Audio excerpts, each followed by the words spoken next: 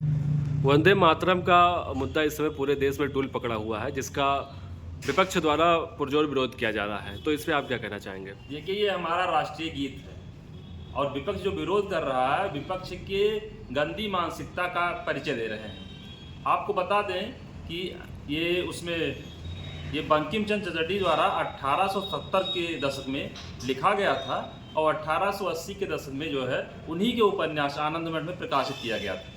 जब इसको हम राष्ट्रीय गीत के रूप में इसको अपनाया गया, उस समय इसकी कुछ पंक्तियों को हटा दिया गया।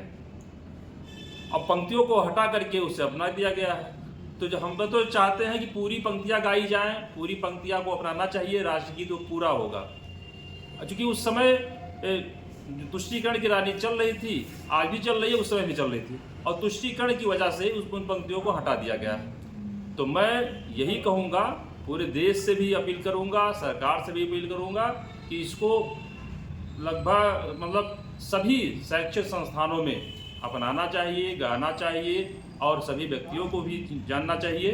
अभी हाल ही में उत्तर प्रदेश सरकार द्वारा आदरणीय योगी जी के द्वारा इस पे एक डिसीजन दिया गया था बाराबंकी में। उन्होंने कहा कि जितने भी शैक्षणिक संस्थान हैं, हर जगह पे इसको गाना अनिवार्य कर दिया जाएगा। तो इस पे आप क्या कहेंगे?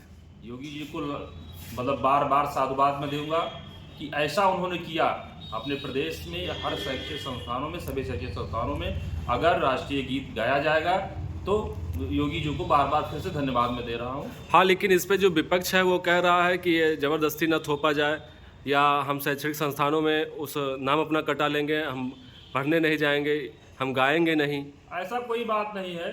आपने भी सुना होगा, कुछ तो लोग कहेंगे, लोगों का काम है कहना। वो विपक्ष में है तो विपक्ष का ही काम करेंगे। उनसे ये मतलब नहीं कि देश के भविष्य का सवाल है, कि देश का सवाल है, नवनिहालों का सवाल है, ये सब नहीं समझते हैं। अरे उस पंक्तियों को आप देखिए, उसमें जितने शब्द इस्तेमाल किए गए हैं सब प्राकृतिक छटाओं का